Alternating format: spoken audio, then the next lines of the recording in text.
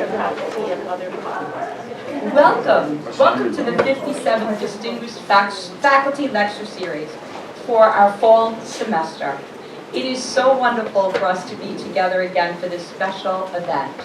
Dr. Simon Doubleday is our distinguished lecturer today, and the topic of his lecture is Renaissance or Resilience, How Medieval Europe Recovered from the Black Death.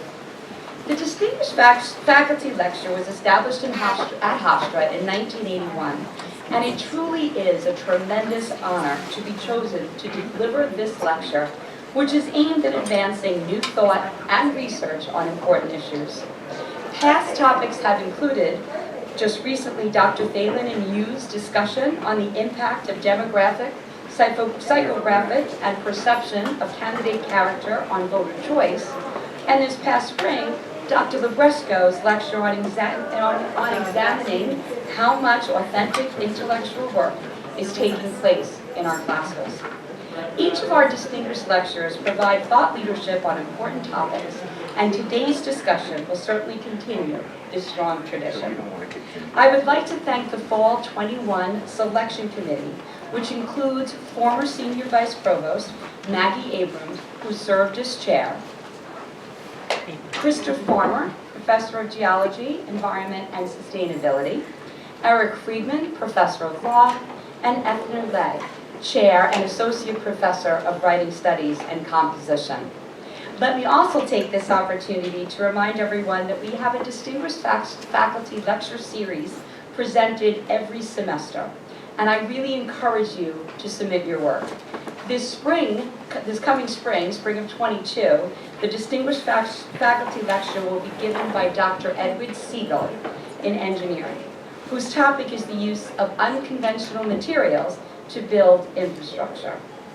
And now to introduce the Fall 2021 57th Distinguished Faculty Lecturer is someone we all owe a huge debt of gratitude for stepping in and serving as our Senior Vice Provost this year. She is doing an outstanding job, and so please join me in welcoming Dr. Komala Shahani-Denning.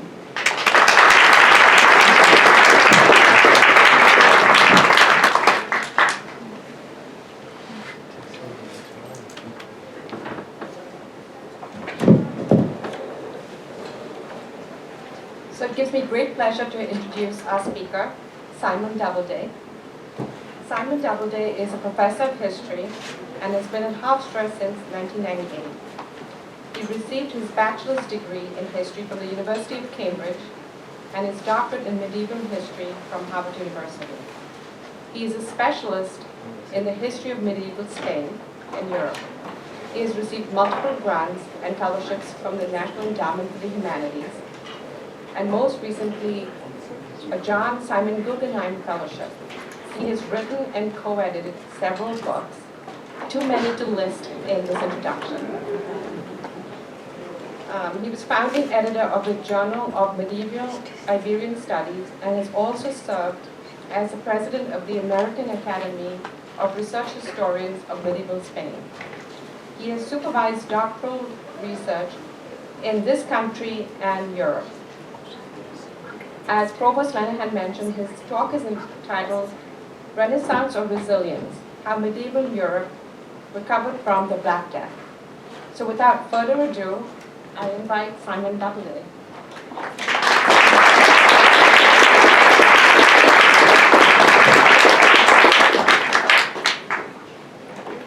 Thank you both very much indeed. And as was mentioned, it is really an extraordinary honour to have been chosen to give the Distinguished Faculty Lecture. More than anything else, though, I'd like to express gratitude. Gratitude not only to those people who played a role in choosing this subject for this occasion. Of course, it appears to be a subject that has a certain resonance at this particular moment in time. Gratitude also to the many communities that to which I feel I belong here at Hofstra, a community of colleagues, a community of friends, a community of students, many of whom are here today. And for all of us, it's been a challenging 2 years. And those communities have really come to the rescue, I think, for many of us in recent weeks and months. So thank you for being here. Thank you to all of those who played a role again in choosing this subject. And I hope today that I'll be able to share with you some of my fascination for a period that some of you may perhaps still think is obscure. I will endeavour to make the case that this is something which speaks to us in some very meaningful ways. I will also endeavour not to touch the laptop, having done so once already with catastrophic results. So wish me luck in that respect. I want to start out by asking you to imagine a child of about 5 or 6 years old. It's the year 1348, and up until last year, the child's family had been living in London, the city of London. His father was a wine merchant, exporting and importing wines from Gascony, which is English-held France, the southern southwestern part of France. And the family is well connected, but the previous year, the boy and his family moved down to the south, to the town of Southampton, which you can perhaps see on the southern coast of this map of England. And this move, which was in fact necessitated by the boy's father having received a new job. His new job was inspector of the wine customs. This move turned out to be a move which saved the family's life. In 1348, the most catastrophic plague ever to hit Europe and the globe arrived in London. Much of the boy's family would die. His uncle, for example, died. Many of the boy's immediate family would also pass away. If he ever had any siblings, they passed away. We have no record of them. The boy's name was Geoffrey, and here you see the surviving merchant's house to which he and his family had moved in this move that saved their life. The death of children of this age was a catastrophic trauma for medieval people, just as it would be for us. There used to be an argument that medieval people were somehow immune to the death of their children because child mortality was so high. That myth has been completely debunked. Medieval parents were just as invested in the survival and the well-being of their children as we are. And this is actually why the myth of Abraham and Isaac spoke so directly to medieval audiences. Nothing would have been more traumatic than the loss of a small child. This is a trauma that in fact played out in one of the most dramatic and compelling works of the period, the poem Pearl, in which a father experiences a dream vision in which he's able to re-encounter his daughter, a young girl who's passed away from the plague. He re-encounters her in a kind of otherworldly existence. And here, in this illustration from Pearl, you can see the poet's daughter having mysteriously grown to adulthood. She's become spiritually mature. And she speaks to him in a way that provides him with a spiritual revelation. But this young boy, Geoffrey, perhaps against all the odds, survives. He survives the Black Death. He survives this first terrible wave of plague. His parents, John and his wife Agnes, are able to send the boy to school, a grammar school near St. Paul's in London, of the kind that you see here in this illumination. They're able to do that partly because the family has received some money from one of the uncles who passes away. And this boy will go on to enjoy a glittering literary career. A glittering career in the highest circles of the land, in court circles, in the elite merchant circles of London. This boy Geoffrey would go on to become one of the most renowned authors of medieval Europe. If you haven't guessed already, this is, I hear the word being whispered, Chaucer. Chaucer's work is, I think, a reminder, among many other things, of the centrality of literature and the arts to any meaningful recovery from collective trauma. And his work, The Canterbury Tales, in a certain way, is an embodiment of an extraordinary resilience, an extraordinary ability to bounce back from disaster, which I think is the key to this whole period. We'll encounter Boccaccio a little later on, his continental counterpart, an Italian writer, Giovanni Boccaccio, who inspires Chaucer. And these men together and their female counterparts really express a kind of dynamism, vibrancy, which not even plague can destroy.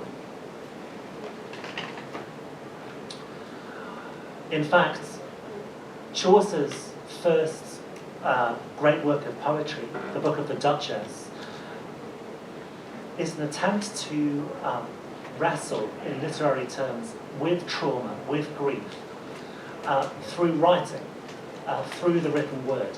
In the Book of the Duchess, Chaucer's narrator falls into a trance as he's reading a work of Ovid, I believe, classical Roman poet. He falls into a trance, and in his trance he imagines himself in a forest where he encounters a young man dressed all in black who is absolutely wrapped in grief. And this man is normally understood to be, in some sense, the Duke of Lancaster, who was Chaucer's friend and contact, and somebody whom Chaucer wished to butter up in a certain way, wished to ingratiate himself with. This is a work of consolation, which Chaucer was writing for the very powerful Duke of Lancaster, one of the most powerful men in the realm. And so whereas literature, reading and writing had often been seen as somehow trivial activities by some contemporaries, a kind of pastime not particularly worthy of enormous admiration, Chaucer rescues and emphasizes the value of the literary word as a means of overcoming trauma, overcoming grief, and reaching some deeper understanding of collective and individual trauma. But let's come back to the nature of this disease, the origin of the plague. A plague which, in fact, is somewhat more catastrophic than most of you perhaps have been led to believe, because the traditional figure for the mortality rate across Europe is 1/3. That's the figure that one always encounters in textbooks dealing with this period. The reality is that probably something in the region of at least 40%, probably 50%, and in some places 60 or higher, fell victim to this disease. The plague originated, without question, somewhere in Central Asia, Central or Eastern Asia. One hypothesis is that it originated in China, but this hypothesis has more recently been displaced by evidence that the plague originated in Tibet, on the Tibetan plateau, which, as you can see, is in the 13th and 14th centuries, part of the empire of the Great Khan. It's Mongol territory. Traditionally, it's argued that the Black Death emerges in the 1330s in this general region. But recent evidence, recent scholarship, has suggested that in fact the plague may have begun to spread a century earlier than that, so mid-13th century, And this is work being done by a very exciting team of scholars, including particularly Monica Green. Monica Green is a biogeneticist and historian whose work is really particularly well worth reading. She is parenthetically also one of the few African American scholars who have reached prominence in the field of medieval studies. But her work is really extraordinary. And what she shows is that it's the 13th century that witnesses the first explosion of the plague. She refers to it as a big bang, in which there's a kind of separation of multiple strands of plague in and around the Tibetan plateau. It's the actions of the Mongol army which are then probably responsible for the diffusion of plague from the Tibetan plateau. So it's not just trade, it's not just the Silk Road, as we've conventionally been led to believe. It's also military activity.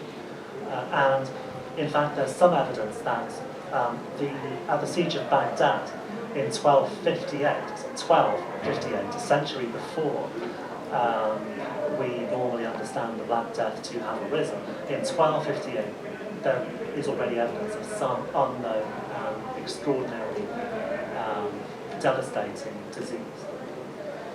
So the plague spreads both by military, as a result of military campaigns, and as a result of trading across Asia towards the Middle East, along the multiple Silk routes that lead towards the Levant, lead towards Syria, towards Damascus, towards Baghdad, towards Cairo.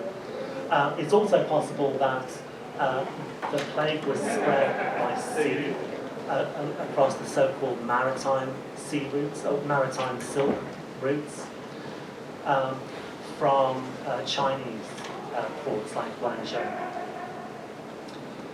It then spreads through the Middle East into Europe and also into Africa.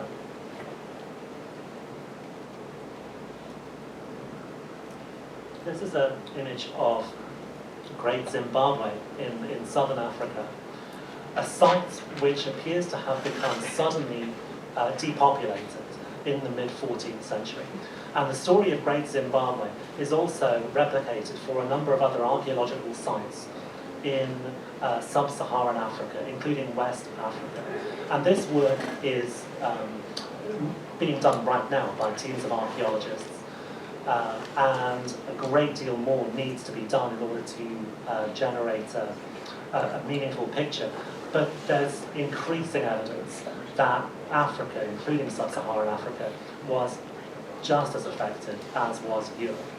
I'll be focusing on Europe today because that's my field of expertise. I'll be focusing on Europe because there are very rich sources, written sources, textual sources, which often do not survive for sub-Saharan Africa, where archaeological work is disproportionately important.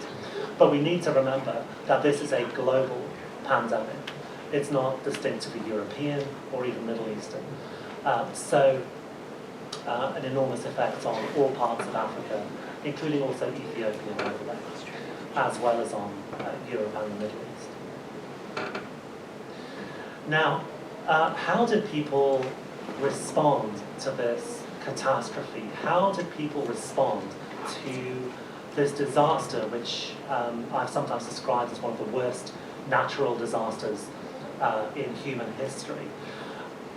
One thing we can say is that people by the mid-14th century were already well accustomed to catastrophic natural disasters.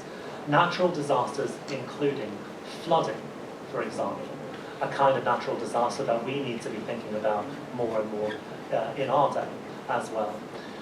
So in places such as the Netherlands, as historians like Russell Shorto have pointed out, there had long been sort of systematic and rational collective efforts to prevent and deal with the effects of flooding. So medieval people did not simply throw up their hands in panic when confronted by disaster. Whether it was famine or earthquakes, so we see here an image of a tower being toppled by an earthquake. There were in fact a series of earthquakes that occurred almost simultaneously with the Black Death. Really terrible earthquakes that struck southern Germany, northern Italy. There are descriptions of mountains falling together, towns being crushed beneath the weight of rocks. But there's also evidence of those towns being rebuilt very shortly thereafter. So again, medieval people did not simply throw up their hands and look to explain the wrath of God. There are practical measures being taken to deal with both famine and, flooding and earthquakes. Now, I want to address the term or the question which is present, of course, in the title of this presentation, Renaissance or resilience. In the popular press last year, for reasons that we can imagine, there was a very widespread narrative that the Black Death, however terrible, had been followed by something rather wonderful, a Renaissance. And this was a narrative that journalists frequently trotted out in order to perhaps give us hope, to find a silver lining at our moments of crisis. This, of course, is the New Yorker, which, if you cannot read it, pronounces that the plague marked the end of the Middle Ages. Already one's suspicions should be aroused. Oh no, the Middle Ages have ended.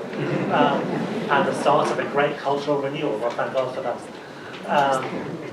It's a very simplistic narrative. Could the coronavirus, for all its destruction, offer a similar opportunity for radical change? One thing I want to say before we go any further is that, of course, the Black Death was infinitely more destructive even than coronavirus. There is no comparison in absolute numbers. Again, we're talking about perhaps 50% mortality of the global population.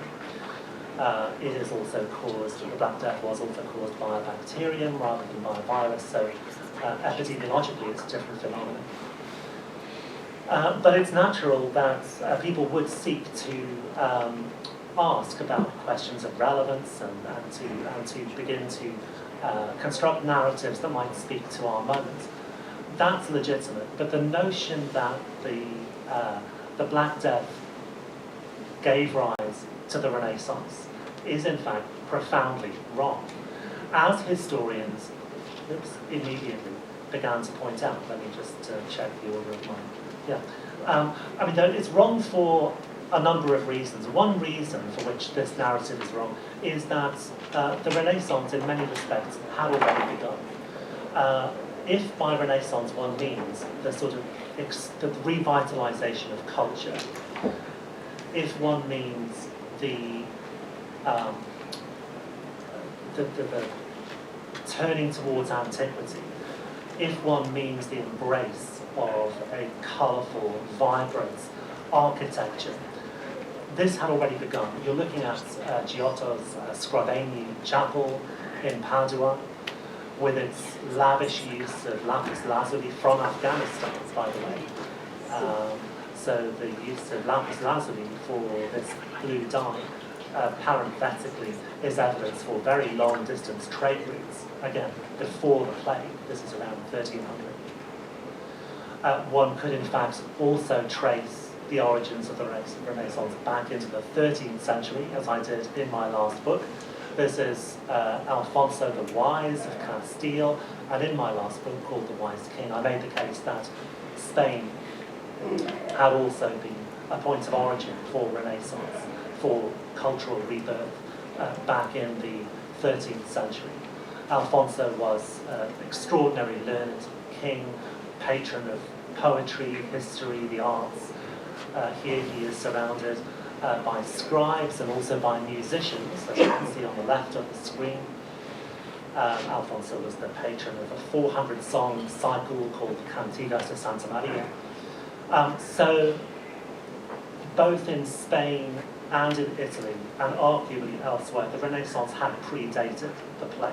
That is, one way in which this very simplistic narrative can be debunked, and there are others. Suffice it to say that historians came out in arms against this on social media, in the opinion pages of the press. They kept on railing against the distortions of journalists. March, April, late April, here's a girl, she says, who has managed to get an opinion piece in the Washington Post because she says, I am now fancy, debunking this myth. So historians came out almost without exception against this simplistic narrative of Renaissance.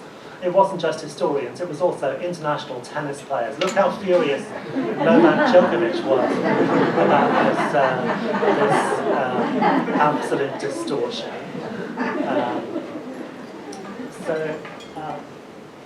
I think, if nothing else, you can take away today the fact that the Black Death did not cause a Renaissance. Make sure you internalise that before going back to the US Open.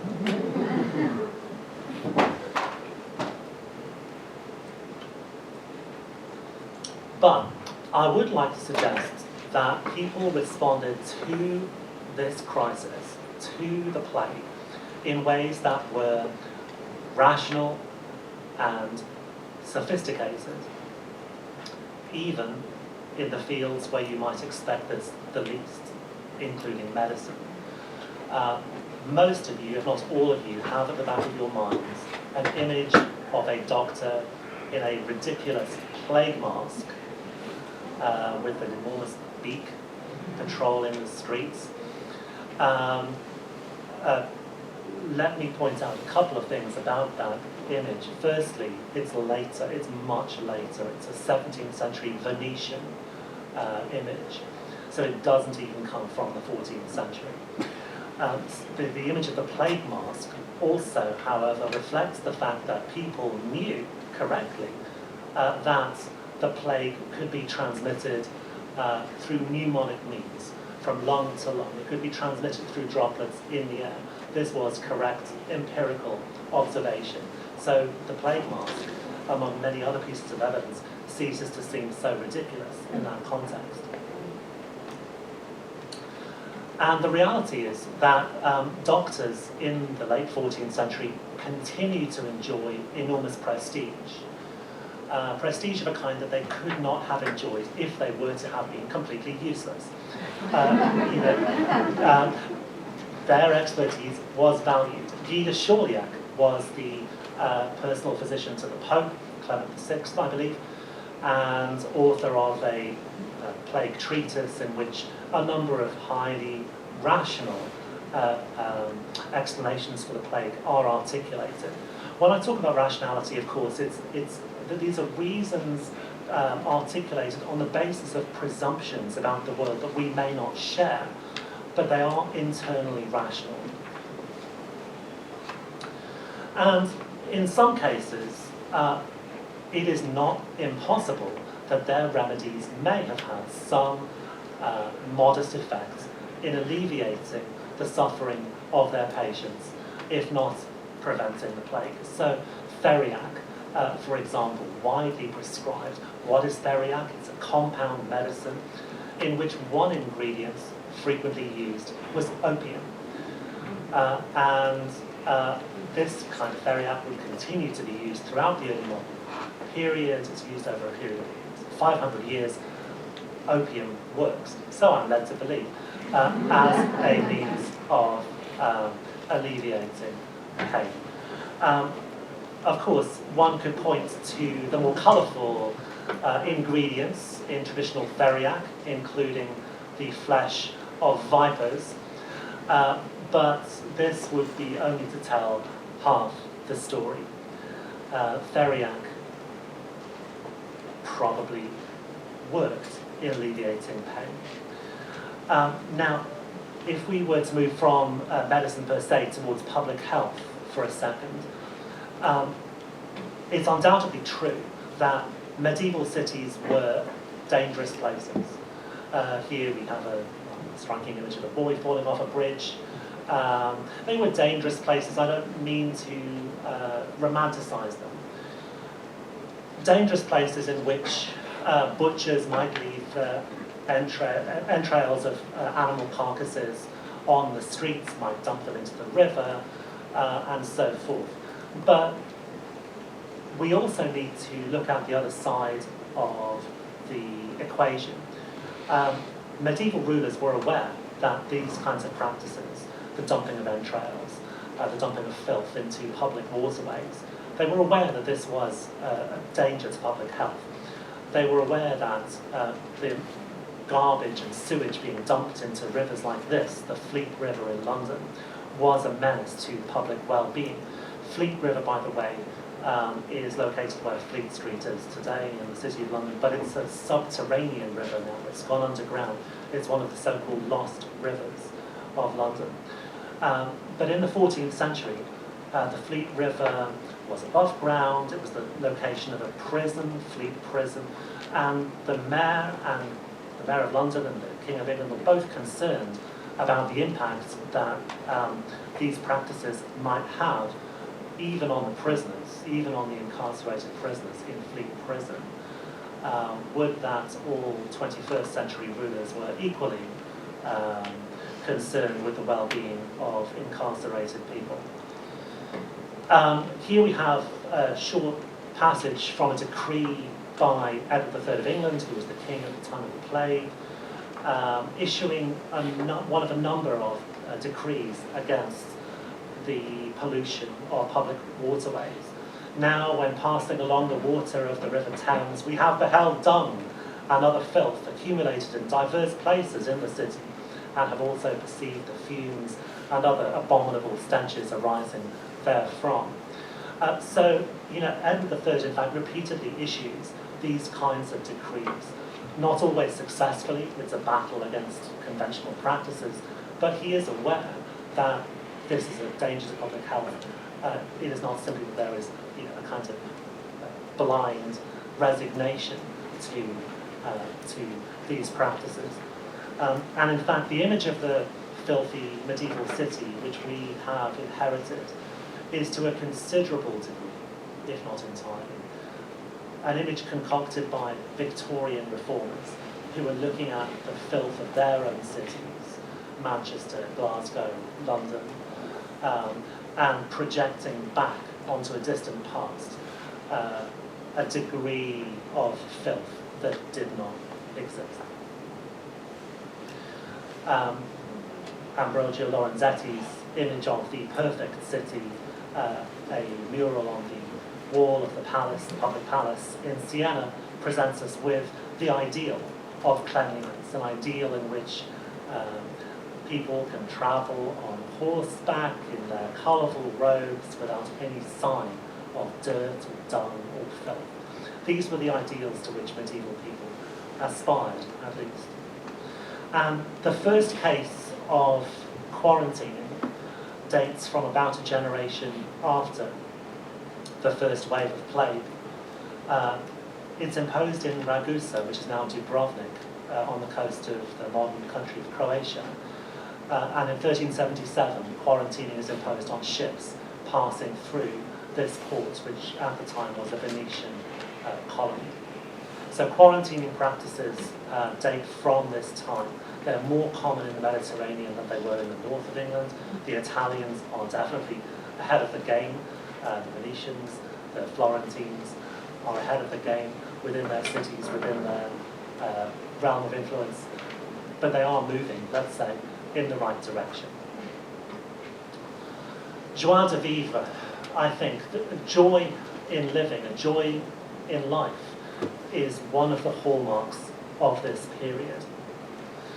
Now, certainly we can find evidence of morbidity, a kind of delight, or not a delight, but an obsession with death. We can find evidence of that. We can find evidence of a kind of Gothic darkness. in works like Boccaccio's Decameron, which was finished during and immediately after the play. This is an illustration of the story of Andreola and Gabriotto, two lovers who each have a dream. Andreola, the young girl, dreams that she sees a dark shape emerging from the side of her lover. Gabriotto, the young man, has a simultaneous dream in which he imagines that he's holding in his lap a beautiful white hound, but then a black greyhound races into the picture, attacks him, and gnaws out his heart. They share their dreams, and within the next day, Gabriotto has passed away, suddenly taken from his lover, Andreola. And so there is here a kind of Gothic recognition of the omnipresence of death, the spectre of sudden death. There's no denying that. And we can find plenty of evidence, plenty of examples of this spectre, the spectre of death, here on horseback, loosening her arrows at unsuspecting passers-by. This was an age in which death could occur at any moment. And I want to emphasize, actually, that the first wave of Black Death was only the first. There'd be repeated waves in 1361, 1374, I think, and there'd be half a dozen waves of plague by the end of the 14th century. It would remain endemic in Western Europe until the 18th century. It would actually remain endemic in Europe more broadly until at least the 19th century, because there are pockets of plague in the Ottoman Empire and in the Russian Empire into the 19th century. And some historians have actually asked whether this epidemic, in fact, ever ended. Many of you will know that there are still pockets of plague in the southwest of the US, among other places. So this is a constant danger throughout the medieval period and beyond. But although one of the most famous art historians of this period, a man named Millard Mice, refers to the late 14th century as the most gloomy period in the history of art, I think if we look carefully, we can find evidence of something else. So here we can see an image of Dominican monks leading young children towards the gates of paradise. In principle, perhaps a tragic tale. And in the monastery from which this came, 325 monks had in fact passed away during the first wave of plague. But let's look at the children, right? The young girls. I'm not sure if I have a pointer here. You can see them in left centre, moving towards St. Peter. The young girls chatting to each other almost happily as they approach the gates of paradise. And the young boys still climbing trees, looking to pick fruit. There's a delight in everyday activities, a delight in this world, a delight in worldly pleasures that also runs through the artistic production of this period.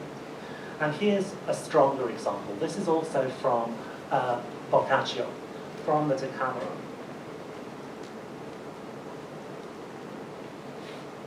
This is the story of a man named Calandrino, who is a real man, a friend of Boccaccio, who was an artist, but a rather simple-minded man. Calandrino was easily fooled, and in one story that Boccaccio tells, Calandrino is persuaded that in the river next door there are stones of invisibility that will immediately make the bearer of those stones completely invisible to all.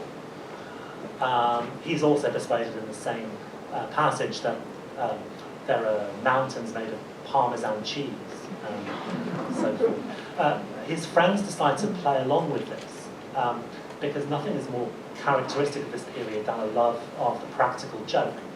So here are Calandrino and some friends hunting for, stones of invisibility. He, of course, is filling his pockets with as many of these black stones as he can find, and his friends pretend to be doing the same.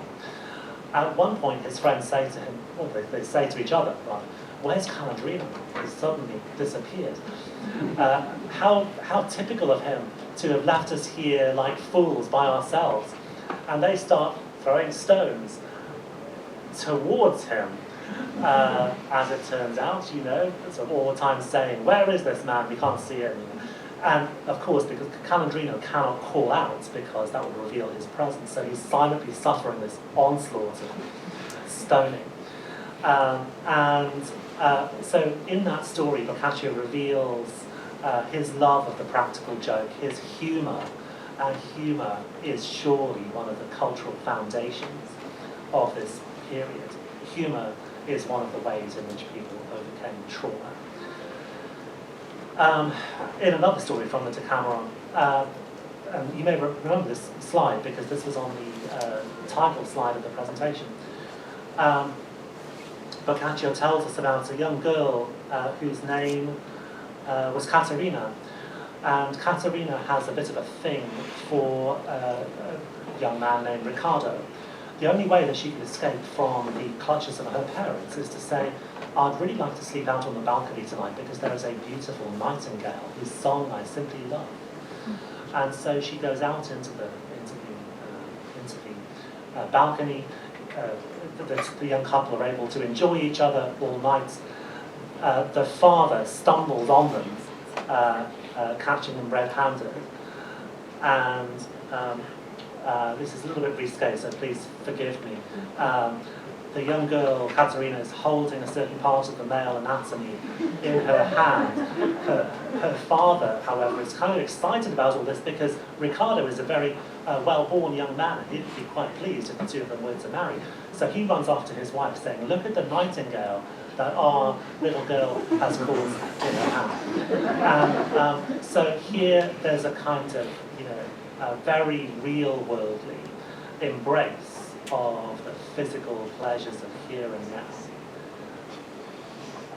now. If there were more time, I would talk a little bit about John Mandeville and his adventures, perhaps fictional, but his travels across Asia and the remarkable beings, including dog-headed warriors, that he said he encountered in Central Asia. But this is, suffice it to say, a world which is fascinated by others, by other lands, other continents, other ways of being. It's a very outward-looking land with an enormous appetite for knowledge. Here, as the margins actually tell us, are men who have eyes in their shoulders. And note the writer, bottom left, marking it all down like a good scribe, like a good anthropologist. Now, I don't want to suggest that everything in the post-plague period is fun and games. One of the unquestionable dark sides is the treatment of Jewish minorities in this period. Minorities who are very widely held to have been responsible for the plague. Jews were accused left, right and centre of having poisoned the water supplies, of being responsible for this catastrophe. This particular object, a Jewish wedding ring, was on display in the cloisters in January last year, before our plague. It's an object from Colmar, the so-called Colmar treasure in the Rhineland between France and Germany. And it's one item among a great treasure of luxury goods that had been hidden away by the Jewish population of Colmar shortly before the plague. It was eventually discovered in the wall of a candy shop in Colmar in the 19th century. And it bears witness to a very prosperous community, an upwardly mobile community, a community that had great reasons for optimism in the generation before the plague. But that population was wiped out. the entire population of Colmar and many other cities in Germany and Central Europe was massacred or exiled. There would never be a Jewish population in Colmar again after the Black Death. And we can find similar stories from Spain and elsewhere. On this note, I would even like to point out that we're not dealing simply with kind of spontaneous pogroms. We're not dealing simply with heat of the moment acts of violence against defenseless individuals. Sometimes this persecution is highly orchestrated, and there are accounts of purpose-built chambers being constructed in order to carry out acts of what we would refer to as genocide. But here, one way that we can nuance things a little bit is to point to evidence of Jewish resistance. So the story should, in my view, not be told purely as a story of victimization. There is evidence of Jewish resistance, probably in the town of Worms in Germany, a story that in the face of persecution, the Jewish population took part in a preemptive strike against their Christian persecutors, killing many of them in the town hall. In this town, which you see on the screen, the town of Fulda, there is even better evidence that such an act of resistance took place. This is certainly how later generations of Jewish scholars wished to remember the Black Death and that period in their history.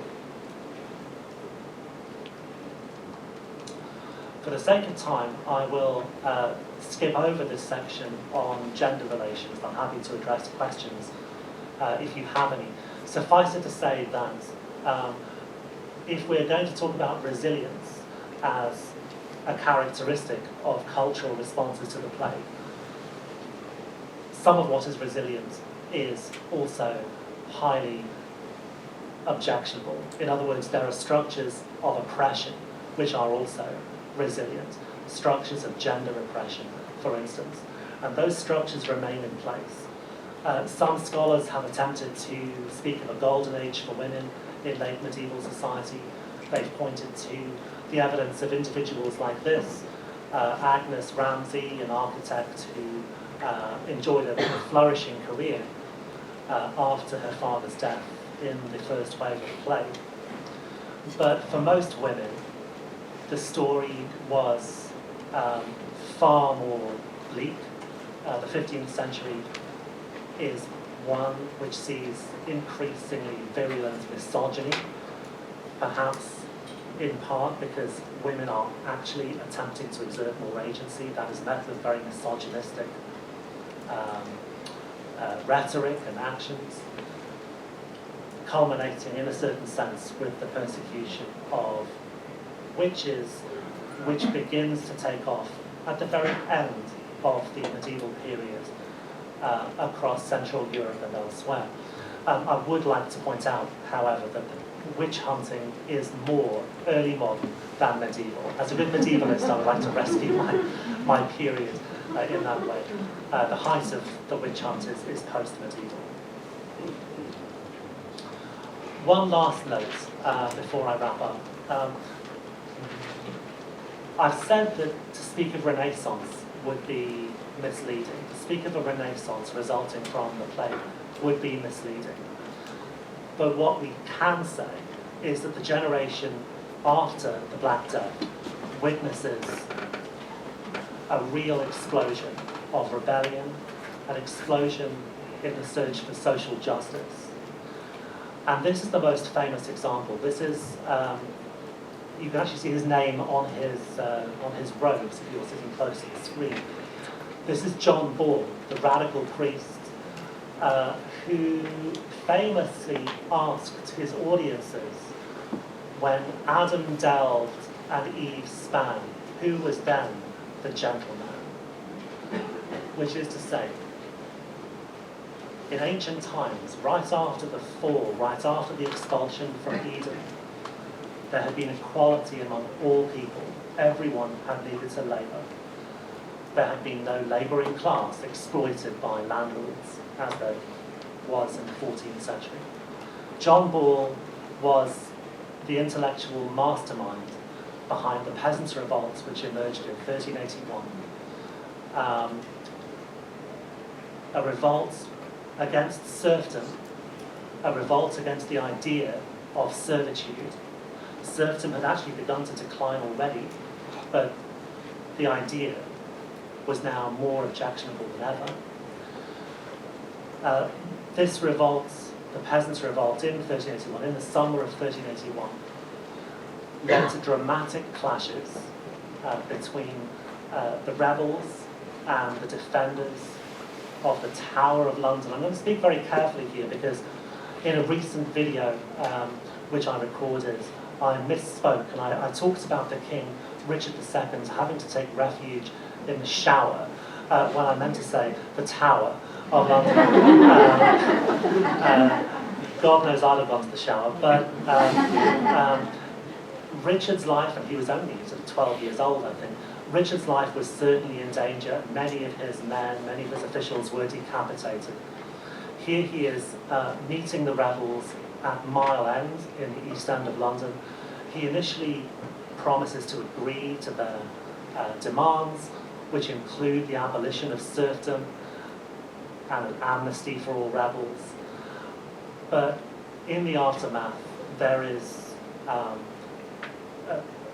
really brutal repression.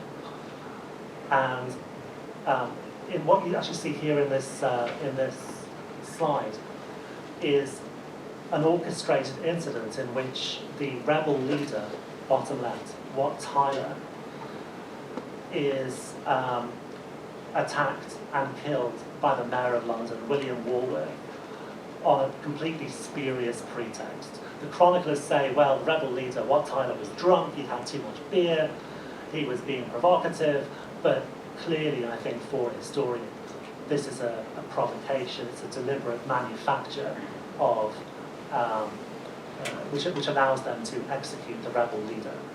And the rebellion, in a short-term sense, fails.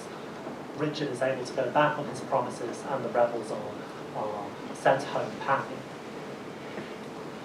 But many modern commentators, many much more recent commentators, have been drawn to the Peasants' Revolt as a model of revolution.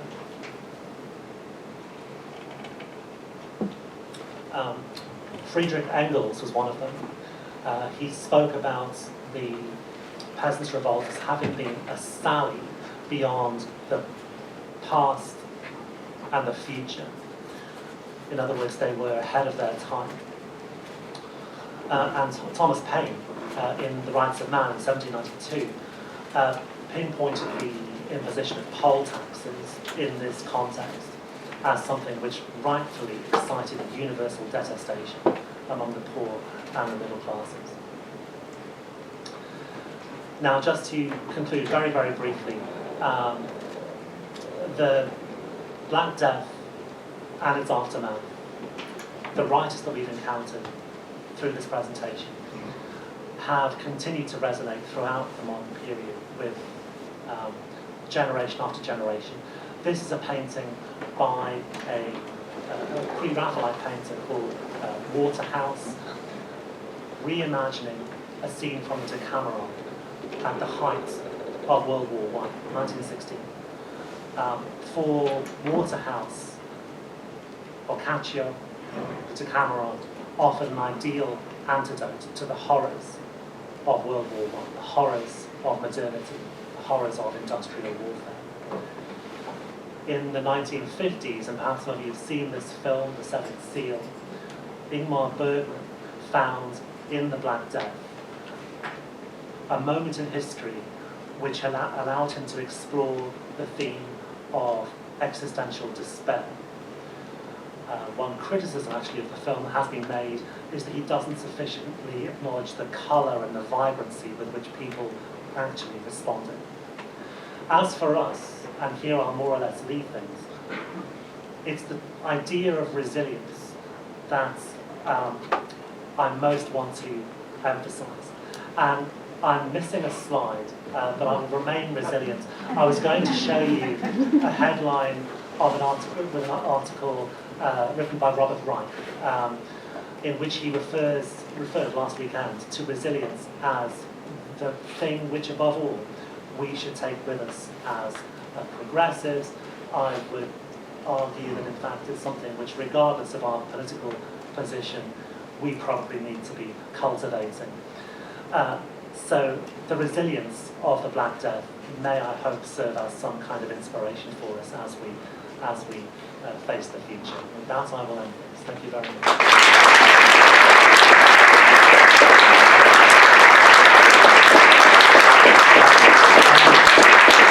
I'm more than happy to take any questions that you may have.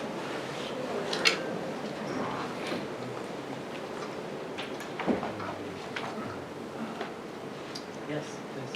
I just make one comment that illustrates how big of an impact the Black Death on the human population. It leaves a signal in the climate. So there's an episode of global cooling that happens after the Black Death, and it's from all the fields, the farm fields going back to forest and the loss of agriculture. Yes, and I think there's a sudden decline in iron production as well. So there's a team at Harvard which is doing research on glaciers, which shows that industrial pollution falls to a kind of all-time low in the years during the plague. Which has happened during the pandemic too, when everything was shut down. Right, absolutely, yes.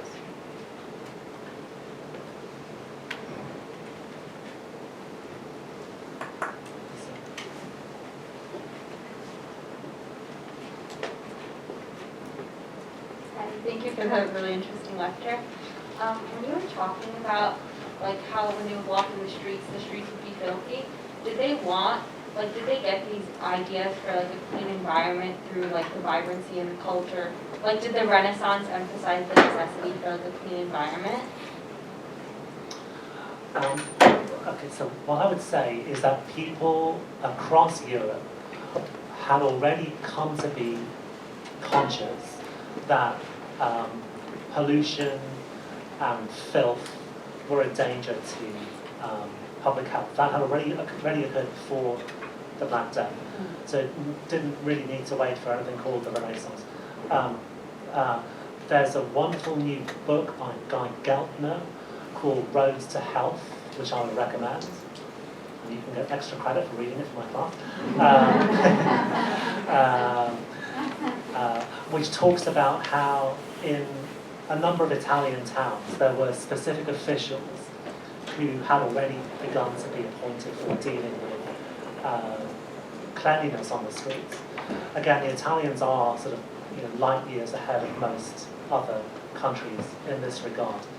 But again, even the English king, even Paul Edward III, was clearly attempting to do something with the streets and the rivers of London. Does that answer your question? Yeah, thank you. Okay, sure. Where did the numbers come from, the population? They come from the efforts of generations of social and economic historians, but they are, I think it's fair to say, the global estimates of population are very speculative estimates.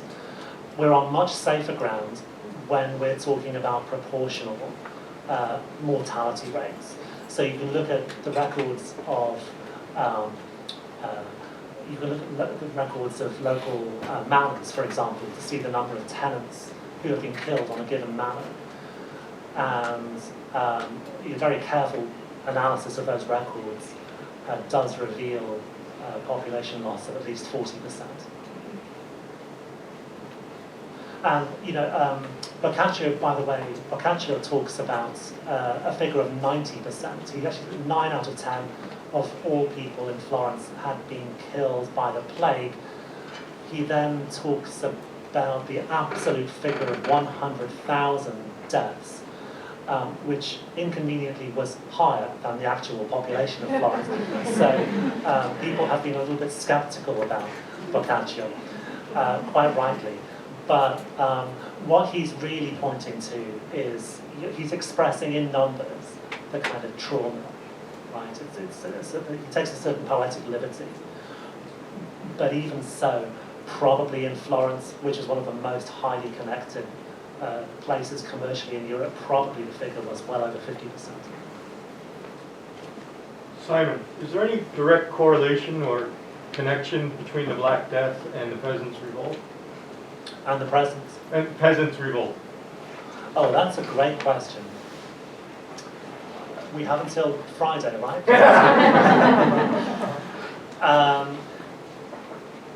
So, one way, this is my undergraduate lectures coming back to me now. This is the historian Mark Bailey, expert on rabbit farming in East Anglia, who I'm now going to channel. Basically, after the Black Death, of course, the population is approximately halved. The natural tendency is therefore for rents to drop and wages to rise. Faced with that kind of economic crisis, landlords artificially impose wage caps. And they do this through Parliament, which is essentially an instrument of class control in the 14th century. And so wages are artificially capped in ways that kind of generate social tension. So in that sense, yes. However, there are problems with the notion that there's a direct causal connection. One is that it takes 30 years for the revolt to take place. So other people would emphasize the poll taxes, which I didn't really get into, Thomas Paine mentioned. There'd be 3 poll taxes in 3 years. A poll tax, as some of you will know, is a tax paid upon your head. It's a fixed tax paid per person, regardless of wealth. And it had been perceived as being profoundly unjust, particularly because the money from the poll taxes was being used to finance a war, which was going really badly. The war against the French. The French were raiding the south coast. They had, raided the Isle of Wight off the coast of Southampton. They'd sailed up the River Thames. So to have to pay even more in taxes to support a war effort that was being mismanaged was at least the last straw. And there was a very widespread sense that the whole political elite was completely corrupt, which is why everyone, except Geoffrey Chaucer, despised the Duke of Lancaster. The Duke of Lancaster's palace, the Savoy, is burned to the ground. They all drink his wine. They sack his treasure and so forth. He's the most loathed person in the kingdom.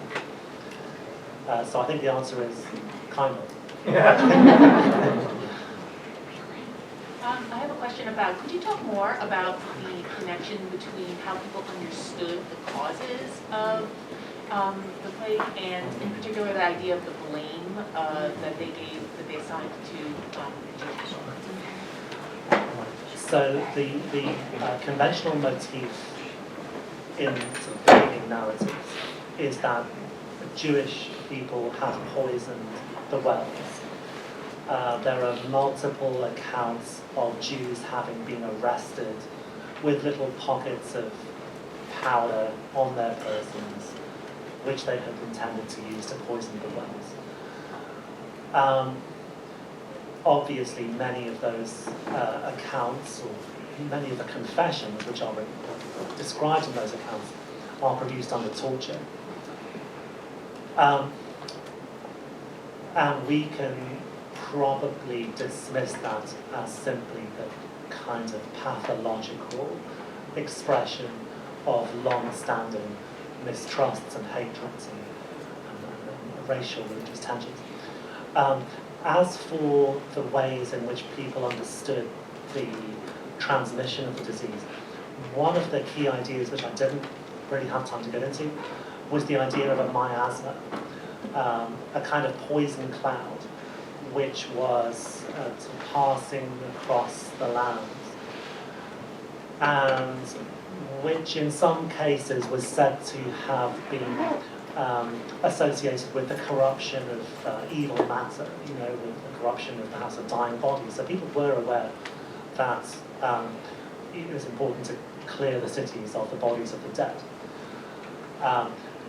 But so yes, this idea of miasma was very widespread. And again, I think it's an interesting idea because it reflects on some level the accurate fact that plague can be spread through pneumonic means, through inhalation. You know, there are, of course, multiple means of transmission, some of which involve flea bites. Fleas were not the only vector of that kind of transmission. We're still learning more about that. The Ottomans, interestingly, thought that birds might be responsible for the transmission of plague, which is a hypothesis that no one's ever really explored. But I suppose the key point is that, you know, in the miasma theory, you do see this, empirically viable, empirically accurate acknowledgement of pneumonic transmission. And pneumonic plague is the most dangerous form of transmission. Simon, thank you so much. You sort of gave us a teaser about gender, and I had the great fortune of studying with Joan Kelly Goodall as an undergrad, whose theory about women and the Renaissance. Right. I just wonder if you could talk a little bit about the way gender plays into the issues of resilience or revolt or rebellion in that period and post-period. And if you support Kelly Goodall's notion about questioning whether women had a Renaissance. Yes. So the answer in that article, if I remember correctly, was no. Right. Yeah. And you know that any period of time which was generally good for men was bad for women. So, I mean, my line of argument is that we can find evidence for women exerting agency at all levels of society to a considerably greater degree than we might imagine.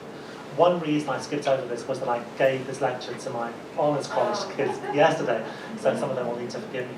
But at all levels of society, right from this peasant woman taking part in the harvest to the many queens of the Spanish kingdoms, England, all levels of all levels of the social hierarchy, you can find women exerting far more agency than conventional wisdom would have us believe.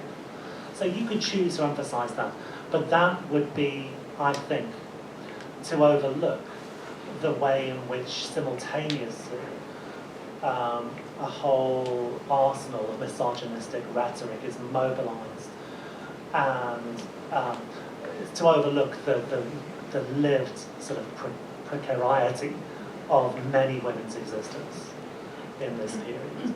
And in the lecture I gave yesterday, I talked about the widespread poverty of women and the way in which it led them into sex work, for example. There's much more that I can say about that.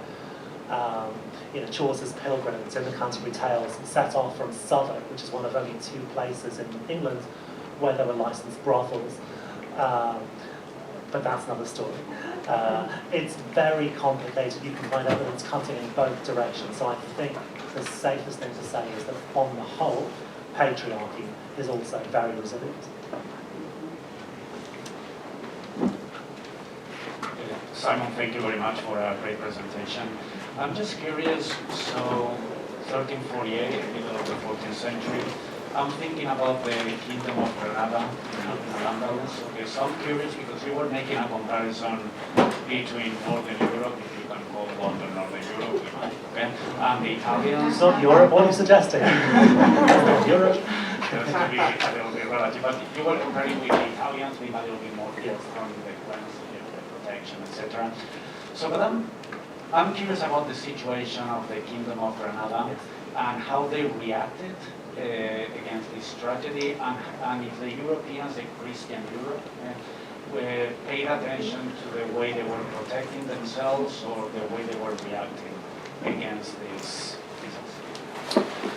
Yes, absolutely. This is a subject which I chose to leave to one side for today, but suffice it to say perhaps that some of the most sophisticated medical responses anywhere in Europe are coming from Al-Andalus, are coming from Granada and Almeria. Almeria is, of course, the port town of the Kingdom of Granada. And Almeria is the first great community to be devastated by the plague in Al-Andalus, in Muslim Spain. And again, there's very accurate empirical observation among medical authorities. They notice the way in which the plague is transmitted by contagion, that until the arrival of outside merchants, there is no contagion, but precisely at that time there is.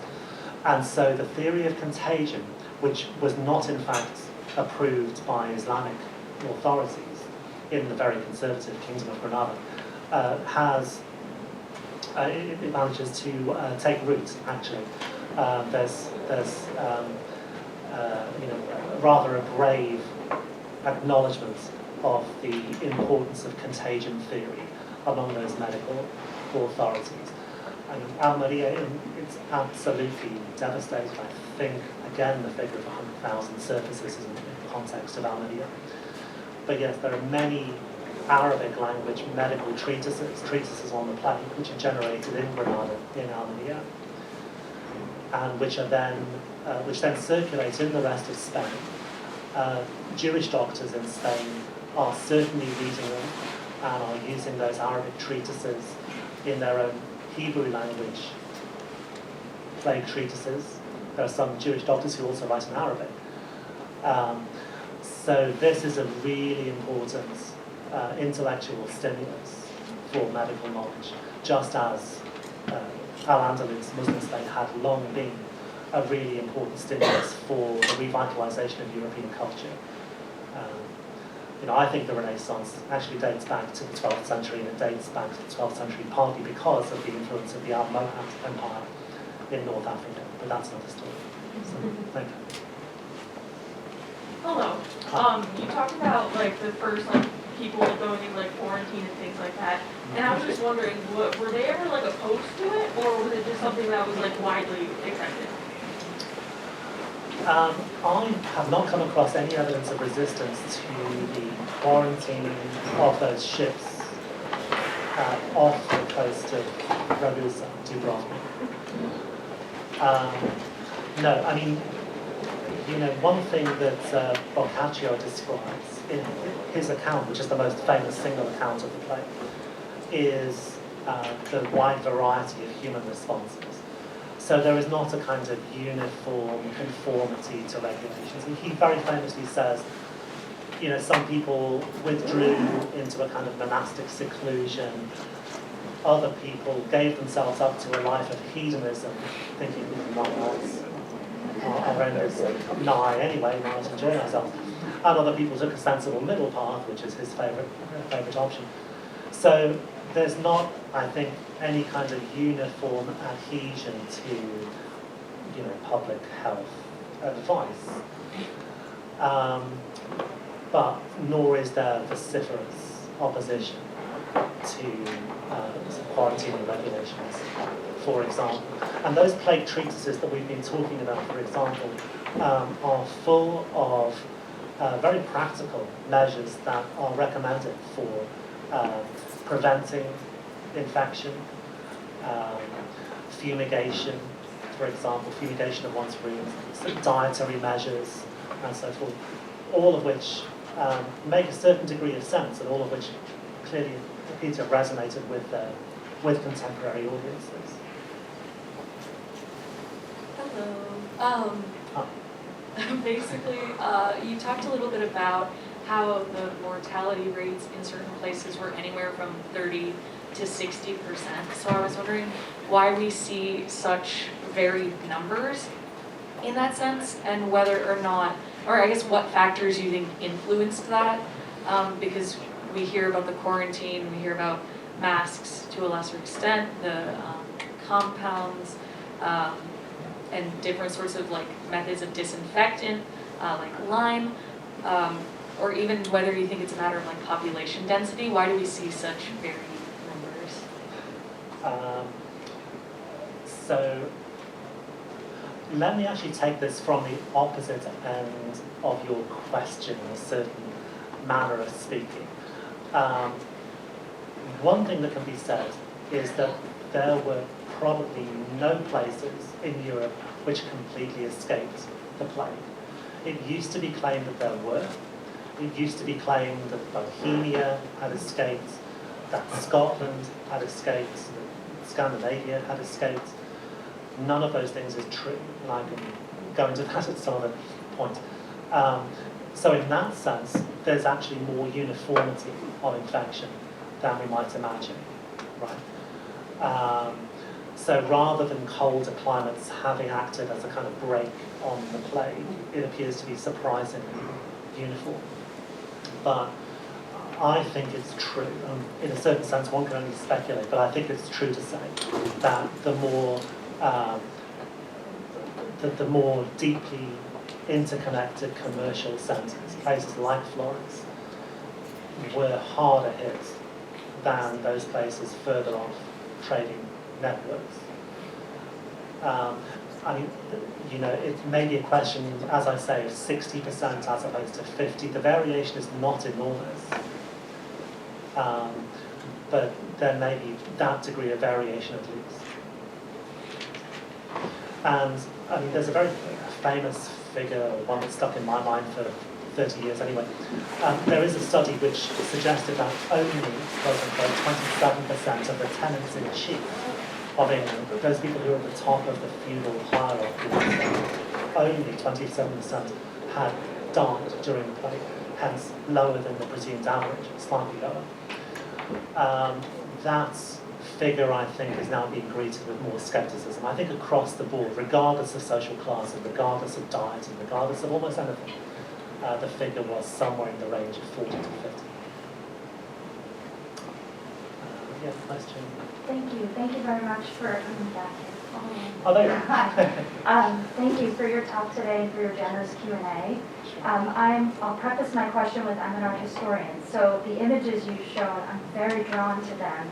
And I'm wondering if you can speak a little bit more about how some of them were used, who was seeing them, were they used during the plague, were they in illuminated manuscripts? I'm curious about the use and maybe who was seeing them. Right. I mean, obviously, it's true to say that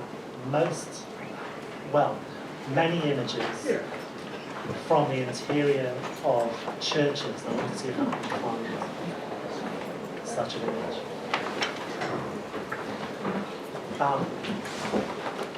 I mean, wall painting, as you know, was extremely widespread, right? Wall painting, both interior and exterior. So in many cases, the interior wall painting, which would have covered churches of every size and social standard, those images would have been designed to impress a congregation, would have been designed to impress their popular audience. I think this image may in fact be inside a chapter house of a Dominican convent, so in that sense it's a relatively restricted audience. But pictures, for example, of the Day of Judgment, which become, and perhaps which already have been, very widespread, those are clearly designed to impress themselves upon a very broad congregation. And I would just say, if I may, that I thoroughly recommend a book called A Month in the Country, which may appeal to you, which deals, it's a work of fiction, but it deals with the re-encounter of just such a mural in a parish church in England. It's a chap whose task it is to restore one of these murals. And that re-encounter with a medieval wall painting is something which is beautifully described and which I think is very suggestive. So I would happily point you in that direction. Okay, we have one more question. Simon, you've given us the statistics of deaths, percentages. Do you have any statistics on people who survived? Who actually were documented having gotten the plague and survived? Oh, I see. No, I'm not sure that we can generate those statistics. I don't think medical records would allow us to generate that degree of sort of statistical finesse.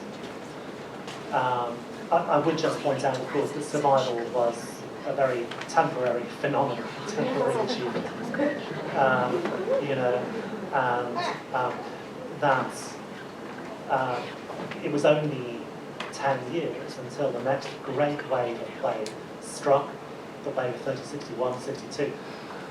That wave actually particularly disproportionately affected children, and the normal presumption is that they had not developed any immunity to the plague. But there are later outbreaks. 1369 kills the Duke of Lancaster's wife Blanche, which clearly has an impact on adult populations as well. So survival is a complicated concept in that sense. Well, if there is no more time for questions, again, thank you all for your patience. Thank you for coming.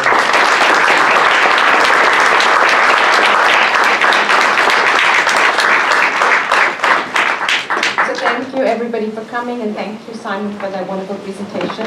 I certainly wish I was a student in your class yesterday, but thank you, and we'll see you all again. How are you? What, are you going to come then? Okay, see you later.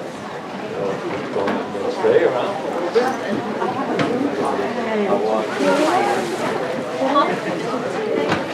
Just like the one that you can slide on, would you mind take a note?